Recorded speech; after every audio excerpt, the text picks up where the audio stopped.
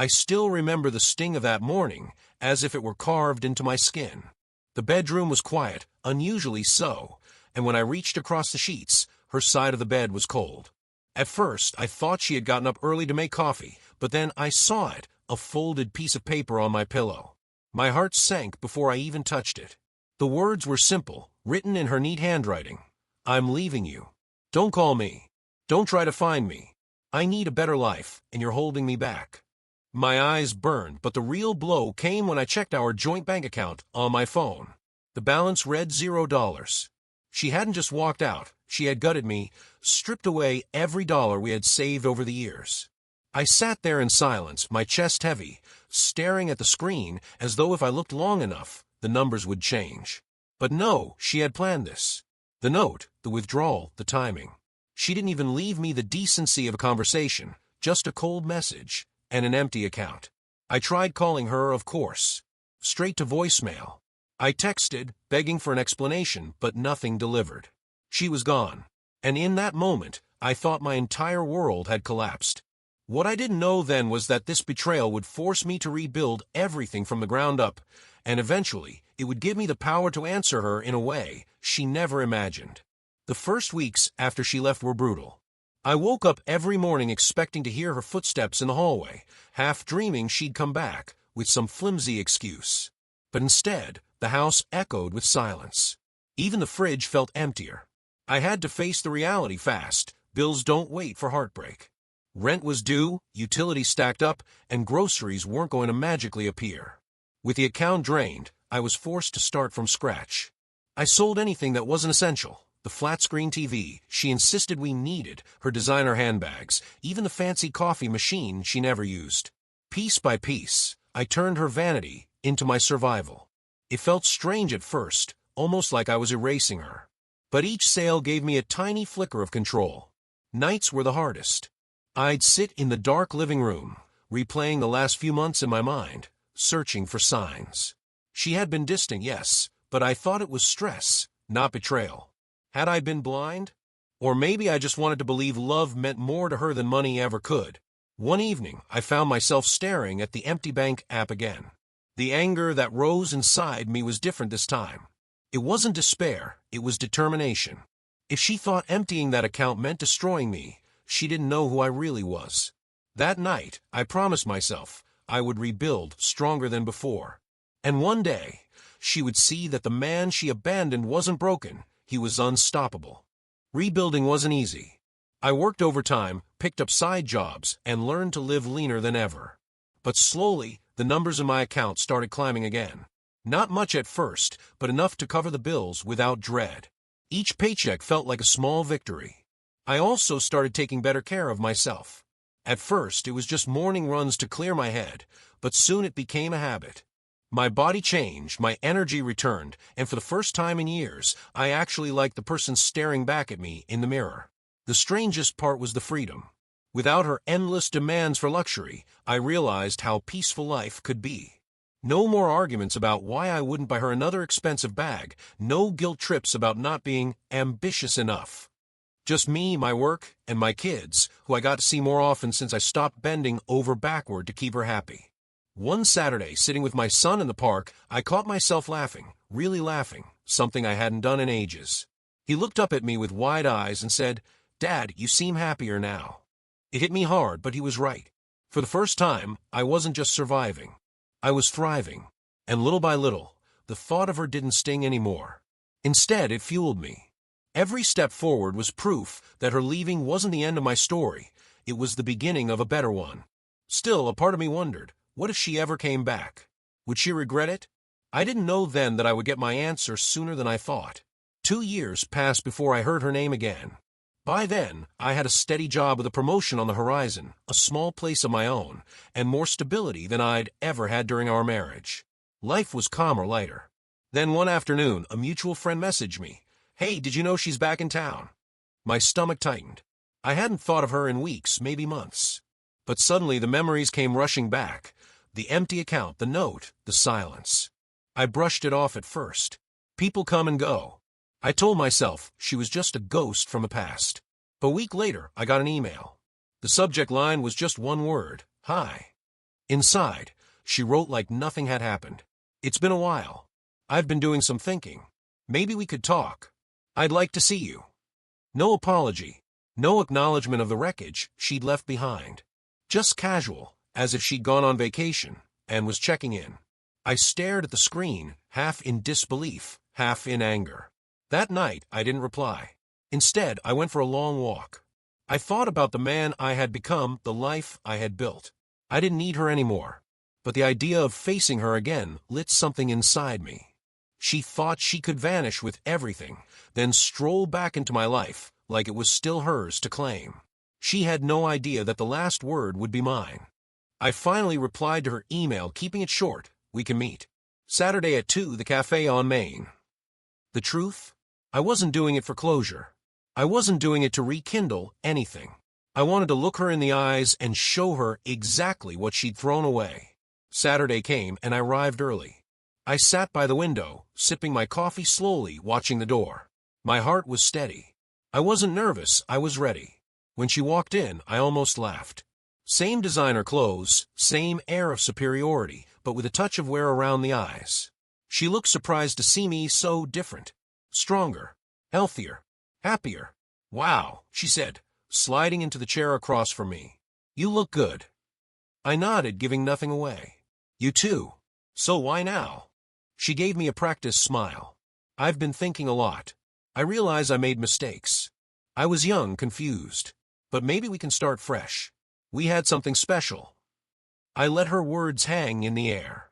For a moment, I almost pitied her. Almost. Then I remember the nights I spent scraping by, the humiliation of being left with nothing, the way she had reduced me to a note on a pillow. "You drained everything I had," I said quietly. "You didn't just leave me, you tried to erase me." She flinched, but quickly recovered. "That's in the past. Look at you now. You've clearly done well. Don't you think I deserve another chance?" And there it was. Not remorse. Not love. Just entitlement. She thought my success was hers to reclaim. I leaned back, calm as ever. "Actually, no. What I have now, it's mine. And you'll never touch it."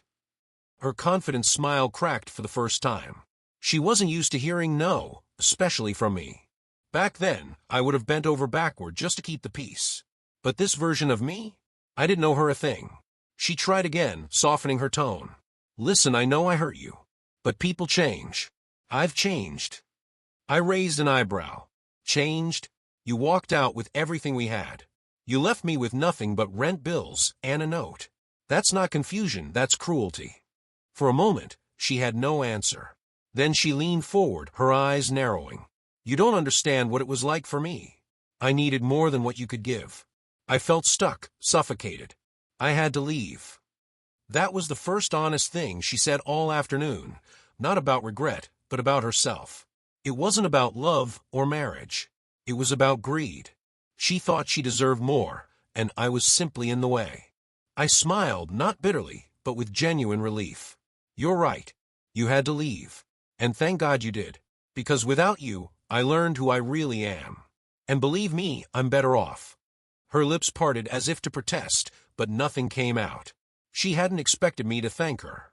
She hadn't expected to see me thriving. She thought she'd walk back into the same old dynamic where she held all the power. But that power was gone, and she knew it. She reached for her coffee cup, her hand trembling just slightly. "So that's it. You're just done." I leaned in, my voice steady. "I was done the moment you chose Chanel bags over loyalty. I'm just here to let you know, you don't get a second chance." She sat back, crossing her arms, trying to mask the panic that flickered across her face. For someone who once believed she was untouchable, rejection hit her like a slap. "You think you're so much better without me," she scoffed, her tone sharper now. "Let's not pretend you didn't depend on me back then. I was the one who kept things exciting, who pushed us to live bigger." I almost laughed. "You mean you pushed us into debt while I worked myself sick to cover your fantasies? That wasn't living, that was drowning." Her cheeks flushed, but she tried another tactic. "Look, I know I handle things badly. But don't you think we owe it to ourselves, to what we had, to try again?" There it was again, we owe it. As if love was a debt, as if my hard-earned peace was something I should hand back to her out of obligation. I shook my head slowly. You didn't just walk out on me. You walked out on who I was becoming. And the truth is, if you hadn't left, I might never have found him. For a second, she looked confused. Then it clicked. I wasn't talking about another woman. I was talking about me. The man who had rebuilt his life, brick by brick, stronger and freer than ever before. Her eyes darted away, scanning the cafe like she was searching for an escape route. For the first time, she seemed small, ordinary. No designer bag could mask the emptiness in her expression. And as I watched her fumble for the right words, I realized something. I didn't need revenge. I had already won. The silence between us stretched, heavy and uncomfortable. She was fidgeting now, tapping her nails against the cup, clearly unused to being on the weaker side of the conversation. Finally, she blurted out, I just thought, maybe we could start over. I don't have anyone else who knows me like you do. I almost felt sorry for her then. Almost. But I couldn't forget the look on my son's face when he asked why Mommy didn't love us anymore. I couldn't forget the years of climbing out of the pit she left me in. You're right, I said, my voice calm. I do know you. I know you care more about appearances than people. I know money means more to you than loyalty. And I know you'll never change. Her eyes hardened, and for a moment I saw the same woman who once looked down on me, convinced she deserved better. But this time, her superiority didn't sting. It looked desperate. You'll regret this, she snapped, her mask finally slipping. One day you'll realize what you lost. I smiled, not out of cruelty, but because I finally felt free. I already know what I lost. And I also know what I gained. I stood up, left enough cash on the table to cover my coffee, and pushed in the chair. She sat there frozen, lips pressed into a thin line, as if waiting for me to turn back. But I didn't. I walked out into the crisp afternoon air, lighter than I had felt in years. What she didn't realize was that the last word wasn't spoken in that cafe. It was written in the life I built without her. Walking out of that cafe, I felt something close to closure. Not the kind you read about in books where everything is neatly tied up, but the real kind, the kind where you know you'll never look back again. In the weeks that followed, I expected her to try again. A text, a call, some desperate attempt to slip back into my life. But nothing came. Maybe she realized it was useless. Or maybe she found someone else to drain dry. Either way, it no longer mattered. What mattered was me. My career kept climbing, and with it, my confidence. I had new friends, real ones who liked me for who I was, not for the lifestyle I could provide. My kids thrived, too. They saw me happy, present, and strong. And that was worth more than any revenge could ever buy. One evening, sitting on my porch, I thought about that note she left years ago. I'm leaving you. Don't call me. Don't try to find me. Back then, those words shattered me.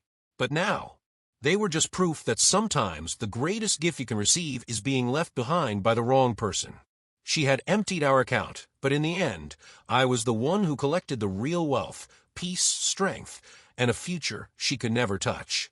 And that was the last word, the one she never get to rewrite. Years later, I still sometimes think about that chapter of my life, not with bitterness, but with gratitude. Her betrayal forced me to strip my life down to the bones and rebuild it stronger, cleaner, and entirely mine. People often say closure comes from forgiveness, but I don't think that's true. My closure came from growth, from becoming someone who no longer needed her, or the validation she once dangled over me. Every milestone I hit, buying my own home, taking my kids on vacations, laughing at dinner tables filled with people who truly cared, reminded me that I hadn't just survived what she did. I had transformed because of it. The funny thing is, I never even had to get back at her. I didn't need to prove her wrong with words or gestures. The proof was in my life, in every choice I made without her shadow hanging over me. She left me with an empty bank account, and note meant to break me. But in the end, I walked away with something priceless, freedom. And that was my last word.